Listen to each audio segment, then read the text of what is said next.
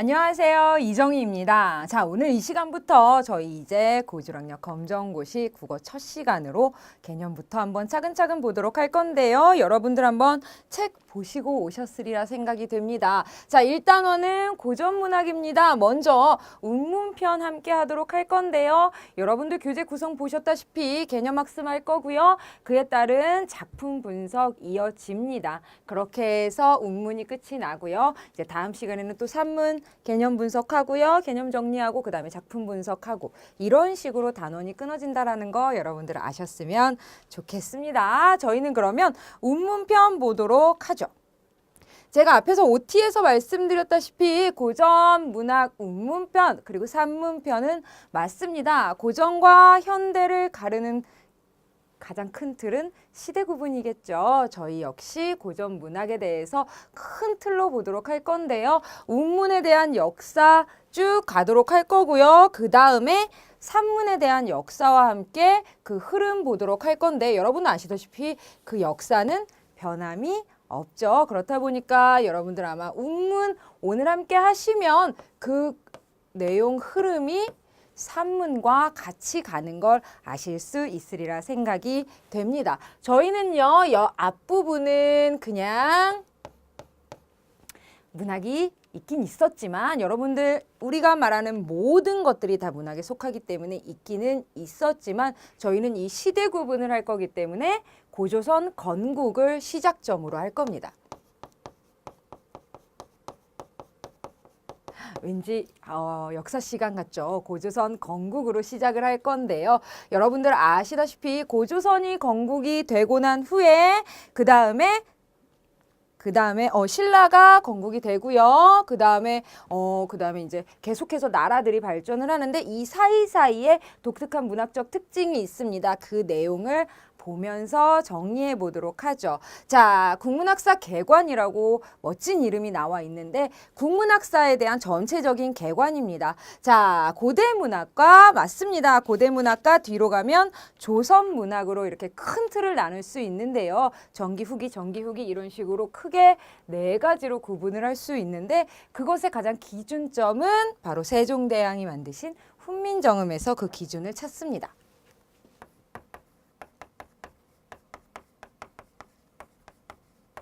왜 그럴까요? 한번 생각해 보시면 훈민정음 창제 이전까지만 하더라도 맞습니다. 우리가 말은 하고 혹은 생각은 있고 하지만 그것을 받아 적을 글자가 없었기 때문에 한자를 들여왔고요. 한자 외국 것이 들어오면서 그것을 받아들이는 특권 계층이 약간 신선한데? 라고 하면서 한자로 된 문학을 이렇게 급속도로 관심을 갖게 됩니다. 그러면서 약간 그 부분에서는 국문학이 약간 쇠퇴가 하고요. 근데 그 흐름에서 이제 훈민정음 창제 이후에는요. 우리말과 글이 생기면서 점차 문학이 번성하고 그리고 이제까지는 귀족문학이라던가 혹은 특권계층만 문학이라는 거를 향유했다면 이제는 그 향유하는 계층이 점차 늘어나서 서민들의 마음을 담은 그런 작품들이 발전을 했다라고 큰 틀 잡아주시면 되겠습니다. 자, 고전 문학 전기 부분입니다. 자, 상고시대부터 통일신라까지 쭉 이어질 건데요. 자, 고조선이 건국이 되고요. 고려왕조가 건국될까지 여기 끝에 머리를 이제 저희는 고려라고 볼 건데요. 고려왕조가 건국될까지 중에서 발생한 문학 시기입니다. 문학인데요. 문학의 태동 형성됐다. 드디어 문학이라는 것이 움직이기 시작했다라고 생각해 주시면 되겠습니다. 고대 문학의 전기 부분입니다. 자, 그렇지만 아까도 말씀드렸다시피 우리말과 글이 없었기 때문에 아직은 태동이기 때문에 움직임이기 때문에 문학의 범주를 어떻게 봤냐면요. 원시종합 예술을 기본으로 봤습니다.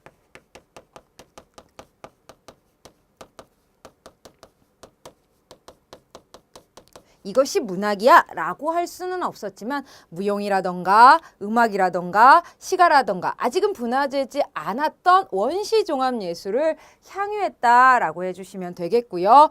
개인적입니다. 서정적이고 내용을 노라하는 시가 형태로 나중에 나뉘게 됩니다. 자, 여러분 교재하고 제 PT하고 내용이 다른가요? 아닙니다. 교재 내용을 제가 조금 보기 좋게 정리만 해놓은 것이기 때문에 여러분들 더 자세한 내용은 교재 한번 읽어보시면 됩니다. 제가 PT를 간략하게 만들다 보니까 이렇게 조금 문자를 딱딱 끊어 왔는데요. 여러분들 책에 있는 내용 그대로 옮겨놓은 겁니다. 자, 시가 형태로 나뉘었습니다. 시가는 다시 무엇으로 나뉘었냐면 신화와 전설로 나뉘어진 서사문화, 설화와 축도와 기원 내용을 하는 서정시로 분화가 됐다라고 하고요. 통일신라에 이르러서는 향가가 꽃을 피웠습니다. 어려운 말이 막 나오죠. 그리고 또 한자가 수입되면서 삼국시대에는 한문학이 발달되기도 했다라고 생각해 주시면 되겠는데요. 큰 틀로 보자면 원시종합예술이 발달이 되면서요. 그 다음에 서정가요가 발생이 됐습니다. 서정가요라는 건 개인의 감정을 노래한 거. 그래서 여러분들 아시다시피 뭐 황조가라던가 뒤에서 나오겠지만 공무도화가 같은 것들이 대표 작품입니다. 그 다음에 신라가 건국이 되고요. 신라가 뿅 하고 탄생이 되면서 고구려가 건국이 됩니다. 제가 이렇게 밑에다 썼지만 시대는 옆으로 간다는 거 아시죠? 시대는 옆으로 갑니다. 신라가 건국이 되고 고구려가 건국이 되고 이 다음에 중요한 것이 불교가 들어옵니다. 자, 불교라는 것은 맞습니다. 향가의 밑바탕이 되는데요. 왜 그러냐면 향가는요. 뒤에서 한번 다시 자세하게 말씀드리겠지만 향찰로 쓰여진 시라고 생각해 주시면 됩니다. 그 본 바탕이 불교에서 전래됐다. 향가가 발생이 되고 향가 이후에 한자가 유입되면서 한시가 발전이 됩니다. 향가가 들어오게 되고 한시가 발생이 되고요. 그 다음에 있었던 일이 바로 신라의 삼국 통일이 있습니다. 이제 신라의 삼국 통일이라고 해서 나라가 이제 통일이 된 후에 하나의 맥으로 가지고 가게 되는데요. 이후에 다시 향가와 한시가 이어지면서 이 부분에서 시작이 됐다면 삼국 통일 이후에 발전을 하게 된다라고 생각해 주시면 됩니다. 그 내용이 이렇게 정리가 되면 되겠네요. 맨 처음에는요.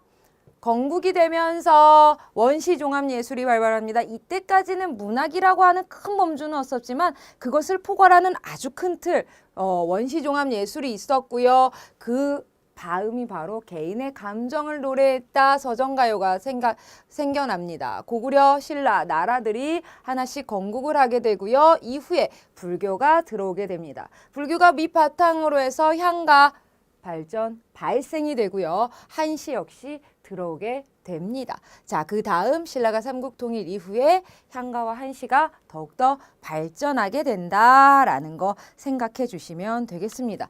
여기까지가 고대문학 전기이고요. 이 다음 신라가 삼국통일 이후에 어떤 나라가 들어오나요? 그렇죠. 어떤 나라가 생겨나나요? 들어오는 게 아니라 고려가 건국이 되고요. 고려가 건국이 되면서 고대문학 후기 부분으로 넘어가게 됩니다. 자, 그럼 계속 한번 볼까요? 발생됐습니다. 어떤 내용들이 발생이 됐냐면요. 자, 보자면 우리 결에는요. 한반도에 정착을 했습니다. 처음에는 농경 생활이었겠죠. 농경 생활하면서 자연스럽게 자연현상에 많이 의지했습니다. 하늘림이라고 하면서요. 그래서 비가 와야 되고 해가 들어야 되고 이러한 것들 좀 어때 보면 농경 생활에 가장 큰 영향을 주는 것들이죠. 그렇기 때문에 초자연적인 것과 절대자에게 많이 의지하게 됩니다. 여기에서 바로 자연스럽게 나오는 것이 제천의식입니다. 자, 제천의식이라고 해서요. 이제 제천의식이라고 해서 비를 내려주십시오. 혹은 뭐 하늘에 비를 좀 멈추게 해주십시오. 이러한 것들을 빌다 보니까 추수감사절이라고 할까요?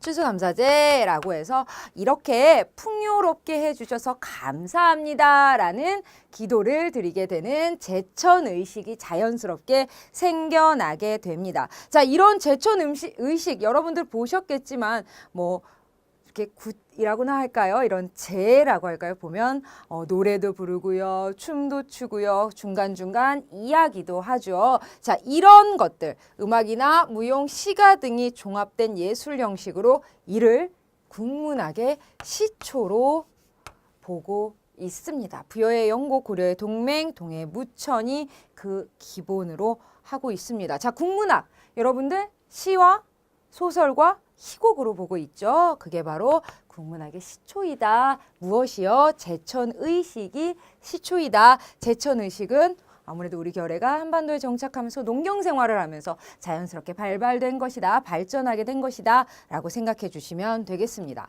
자, 특징입니다. 자, 2, 3세기경 한자와 한문 들어오면서 문자로 정착이 됐습니다. 서사 문학에서 점점 서정 문학으로 발달을 했다라는 거죠.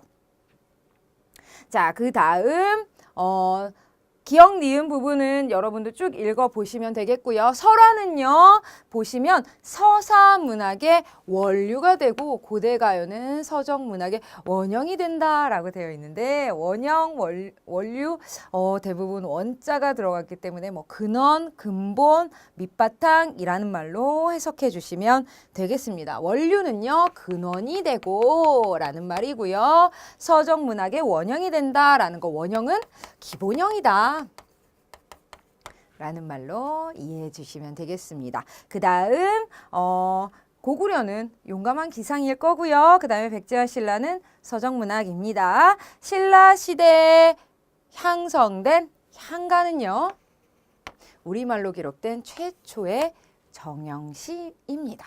정형시라는 것은 정해진 형식을 갖추고 있는 것이라고 생각해 주시면 됩니다. 그래서 향가가 중요합니다. 고대 서정가요는 집단적 서정가요, 개인적 서정가요로 변천이 됐는데요.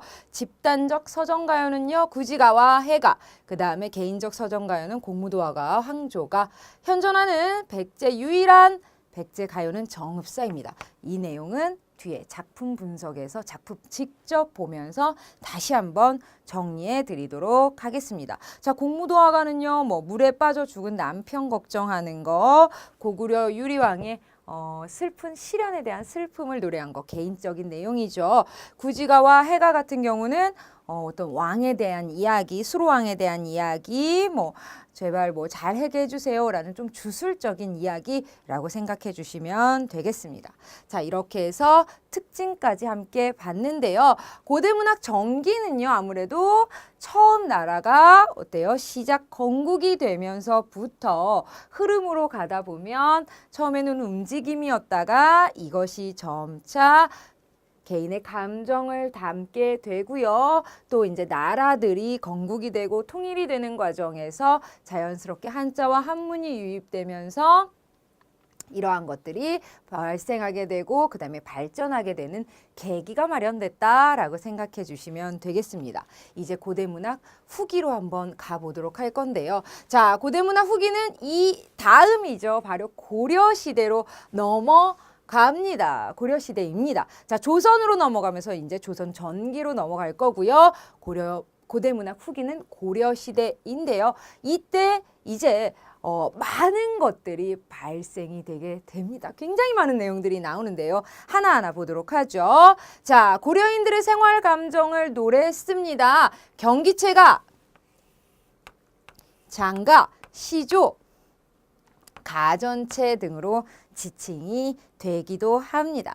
자, 고려 시대에는요, 귀족들에 의한 한문학이 발전이 됐습니다. 자, 생각해 보시면 아무래도 이때까지만 하더라도 계급 사회였고요. 왕이라던가 조금 귀족들은 문자를 공부할 수 있는 시간이 있었겠죠. 하지만 서민들은 아무래도 한자를 공부하거나 여러 가지 것들을 외우고 할 시간이 없었겠죠. 일을 하기만으로도 하루가 부족했을 테니까요. 그렇다 보니까 귀족들에 의해서 한문학이 발전이 됐고 귀족들에게 계속 쓰여졌습니다. 자, 신라의 향가는요, 입쪽 부분에서 신라 삼국통일 발전됐다 그랬죠. 향가는 고려에 이르러서 귀녀대사의 보현 10원과 예종의 도의장가로 이어졌으나 고려 초기에 사라지게 됩니다. 소멸된다라고 생각해 주시면 되겠고요. 그 다음 바로 반면에 귀족들의 한시라던가 시화라던가 설화 등 다양한 한문학이 발전하게 됩니다. 한문학이 발전이 되게 됩니다. 고려 초기의 향가는 사라지고요. 이제 고려 후기로 가서 고려 전기에서 이제 후기로 가면서 한시나 시화 등 한문학이 발전이 됩니다. 그 다음에 문학계를 지배하게 되고 이외에도 경기체가나 소교, 시조 등이 형성이 되는데요. 왜 이렇게 조금 나눠놨느냐? 향유하는 계층이 조금 달랐겠죠. 그 내용은 이 다음 장에서 계속 보도록 할 거고요. 여기서는 큰 틀만 보도록 할게요. 자, 체가는요. 귀족문학, 향찰식 표기체계가 한자로 바뀌면서 초야에 응거한 문인들이 한자어의 나열과 이두식 후렴구로 그들의 의식세계를 표현했고요. 자, 소교는요. 고려인들의 정신세계를 진솔하고 소박하게 노래했습니다. 이는 줄곧 구전되다가 입으로 전해지다가 조선시대에 이르러 문자로 정착이 되게 됩니다. 자, 그 다음입니다. 시조가 나오는데요. 시조는 고려 말에 발생한 삼장육구의 단가로 우리 고유의 노래이자 국문학의 대표적인 형식입니다. 자, 시조라고 되어 있는데요. 자, 시조, 지금 저희가 전해 내려오는 시조의 기본 형식은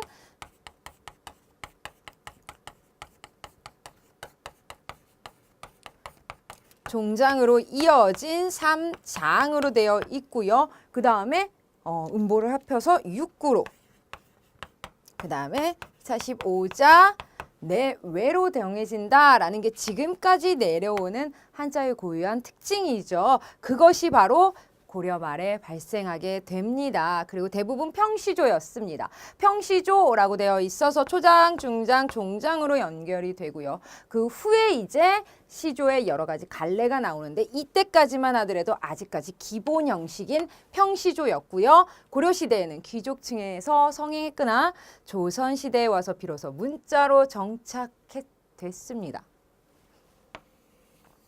왜 그랬을까요? 조선시대, 그렇죠. 훈민정음이 뿅 하고 나타나면서부터 드디어 서민들의 애환을 담은 것들 그리고 기존에 구전되던 것들이 한글로 정착이 됐습니다. 국민문학으로 자리 잡게 되었다라는 것까지 알아두시면 좋겠습니다. 자, 그래서 시조 꼭 봐주셔야 되겠고요. 골대 문학 후기 부분에 나왔다라는 거 알아두시면 되겠네요. 자, 그 다음 쭉 보시면요. 배경이라던가 서사 문학의 전개는요. 앞부분의 개관 내용과 계속 연결 지어집니다. 여러분들이 한번 쭉 읽고 넘어오시면 될 것 같습니다. 자, 저희는 고려 문학의 특징으로 넘어가 보죠. 자, 고려 문학의 특징은요. 과거 제도가 있었습니다. 그래서 한문학은 크게 융성이 되었습니다. 그래서 저희 사극을 보더라도요. 막 어려운 좀 이렇게 한자로 되어 있는 무엇을 외워보너라 라고 해서 이렇게 막 이야기도 하고 그 다음에 과거 시험 같은 거 보면 논제를 딱 하나 주고 이것을 막 한자로 적는 그런 모습들 볼 수 있는데요. 그렇다 보니까 크게 융성했습니다. 한문학이. 그러나 국문학은 좀 위축이 되었습니다. 한문을 자유롭게 사용하는 상류층 귀족 문학과 그렇지 못한 평민 문학으로 자연스럽게 나뉘어지게 되었고요. 당시의 귀족 계급은 자연스럽게 한자를 이용했습니다. 문학적인 내용보다도 교묘한 리듬 통해서 흥취를 돋우는 귀족 계급의 경기체가가 발달이 되게 됩니다. 평민들의 문학이라고 할 수 있는 고려 소교는요. 구전되다가 입에서 입으로 전해지다가 조선시대에 와서야 비로소 문자로 기록되었다라는 거 알아두시면 되겠네요. 자, 계속 나오고 있습니다. 고대 문학 후기에서는요. 경기체가가 발달이 되는데요. 경기체가는 귀족 계급, 그 다음에 고려 소교는 평민계급이라는 거 여러분들 이 부분 중요하다라는 거. 이 내용을 알아야만이 나중에 경기체가가 나오면 아 이건 귀족이 썼구나. 누가 향유했는지 누가 이 내용들을 계속 발전시켰는지를 보면 그 내용이 좀 더 폭넓게 익혀지겠죠. 자, 설화가 정착이 됩니다. 그리고 폐관 문학이 발달했다. 가전에 이어 조선시대 발생하는 소설의 기반을 마련했다라고 되어 있는데 자, 폐관 문학이라는 것에 이 폐관이라는 것은요. 지금으로 치면 어떠한 직책의 이름입니다. 이분들이 뭐 하시는 분들이냐면 왕이 얘기합니다. 나는 백성들의 이야기를 듣고 싶어 라고 해서 너 동네 가서 한번 이야기 좀 들어와 봐 라고 하면 폐관이라는 직책을 맡은 분들이 동네로 갑니다. 이제 마을로 가서 아 요즘엔 이런 이야기가 있구나. 요즘 이해하는 얘기가 막 듣고 이야기로 딱 해서 왕에게 올립니다. 그러다 보니까 자연스럽게 이 사람의 생각이라던가 좀 상상력이라던가 어떠한 내용들이 첨가가 되겠죠. 이야기에 대해서 완성을 해서 왕께 보고를 해야 되기 때문에 그렇다 보니까 소설의 기반을 마련했다는 걸로 자연스럽게 연결이 지어지는 겁니다. 그래서 가전에 이어서 조선시대에 발생하는 소설의 기반을 마련했다. 소설이라는 건 자연적으로 여러분들 상상력, 작가의 상상력에 의거한 꾸며낸 이야기라는 거 알고 계시죠? 그것의 기반을 마련한 것이 바로 폐관문학이다라는 거 알아두시면 좋겠습니다. 폐관문학 나왔고요. 고려 말에 드디어 시조가 완성이 됩니다. 그리고 향가나 경기체가 소교는요. 수명이 길지 못했습니다. 고려의 시조는 조선시대의 융성기를 맞이하였으므로 과도기적인 문학이다라는 것까지 알아두시면 되겠네요. 자, 시조 부분은 맞습니다. 고려 시조는요. 발생했고 3장 6구의 체계를 잡았습니다. 조선시대에 와서 더욱더 많은 분들이 시조에 대해서 관심을 갖고 쓰기 시작했죠. 그렇다 보니까 발전하게 되고 완성된 것은 조선시대 문학입니다. 그렇기 때문에 시조는 이 부분에서는 과도기적인 문학이다. 넘어가는 사이에 있는 문학이다. 라는 얘기로 정리할 수 있겠네요. 자, 이렇게 해서 우리는 고려 문학까지 봤습니다. 고대 문학 전기와 고대 문학 후기로 나눴는데요. 전기는요, 통일신라 시대까지고요. 후기는 고려 시대입니다. 저희는 그럼 이제 조선으로 넘어가게 됩니다.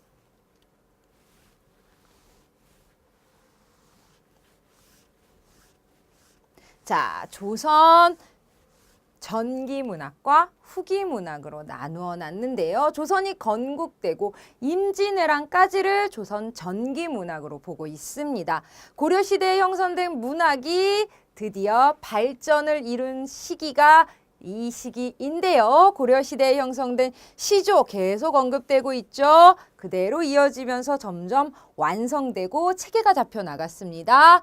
가사와 악장으로 발전된 경기체가가 있고요. 폐관문학과 가전체 소설은 그렇습니다. 고전 소설로 드디어 발전하게 됩니다. 폐관소설 말씀드렸습니다. 세종대왕의 무엇이 창제가 됐나요? 훈민정음이 창제가 되면서 국문학을 확립시키는 터전을 마련했습니다.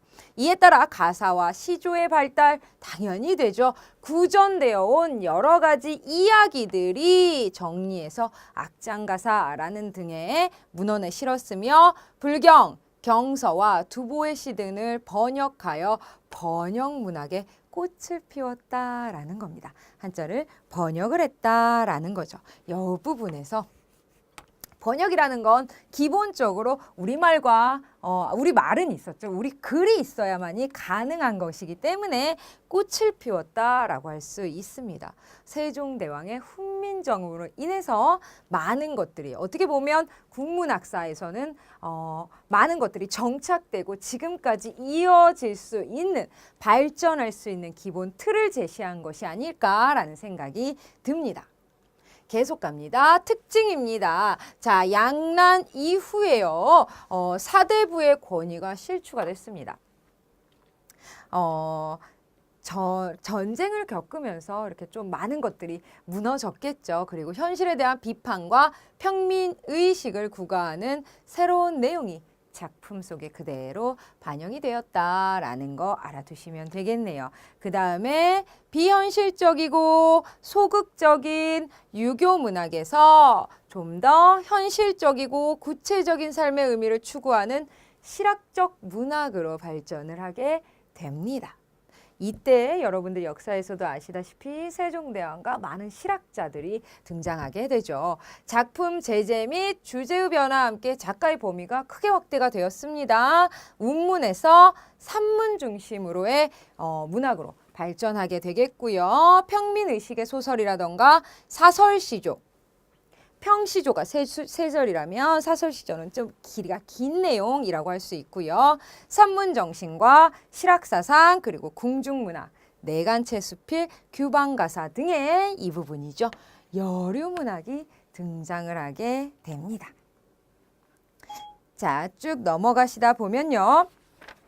쭉 나오게 되면 여러 가지 이야기들이 있는데 아무래도 조선 후기에는 가장 큰 특징이다라고 할 수 있는 게 훈민정음 발생하고요. 여류문학자들이 등장했고 많이 쓰이고 드디어 폭넓게 반영이 되고 있다라는 걸로 알아두시면 되겠습니다. 자, 이렇게 해서 조선 후기 문학까지 함께 봤습니다. 자, 조선 전기와 조선 후기를 나눌 수 있는 것은 그리고 그 앞에 나오는 것들을 알 수 있는 것은 훈민정음이라는 거 다시 한번 말씀드렸고요. 조선 전기 문학 특징 여러분들 쭉 읽어봐 주시면 되겠습니다. 개관하고 내용이 거의 같이 가고 있다라는 거 알아두시면 되겠습니다. 그 다음에 조선 후기 문학은요. 임진왜란에서 갑오개혁까지인데요. 양난 이후 아무래도 전쟁을 겪게 되면 양반의 권위가 실추가 되고요. 서민들은 당장 하루하루가 힘들었겠죠. 그렇다 보니까 조금 어때요? 그리고 전쟁이 일어나면 모든 것들이 다 무너지기 때문에 빨리 재건을 해야 되기 때문에 여기에서 충이나 효, 막 이렇게 유교적인 것보다는 빨리 실생활에 도입될 수 있는 그러한 내용들이 많이 담겨져 있었다라는 거 알아두시면 되겠습니다. 개축일기라던가 인현왕후전, 한중록 이런 것들 대표적인 궁중문학 작품인데요. 이 내용들 한번 읽어봐 주시면 되겠습니다. 저희는요, 한국 문학의 전통으로 한번 넘어가 보죠. 자, 한국 문학의 전통이라 하면요, 사람을 가장 귀하게 여겼습니다. 그리고 웃음을 통해서 극복하고자 했습니다. 홍길동전 대표 작품으로 보면 서출로 태어났죠. 서출이라는 건 그렇죠. 본처의 자식이 아닌 첩의 자식이다라고 해서 서출이라고 되어 있는데요. 서출로 태어나서 인간 대접 받지 못했는데 나중에는 어떻게 되나요? 존엄성이 가장 중요하다라는 것 이야기하고 있고요.